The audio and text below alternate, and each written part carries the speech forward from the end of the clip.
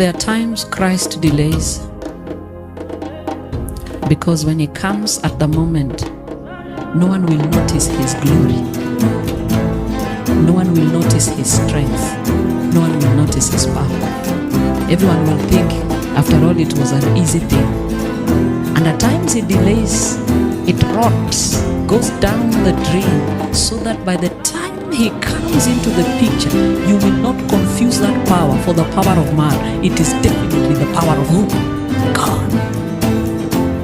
His glory is magnified when the situation worsens. Jesus Christ.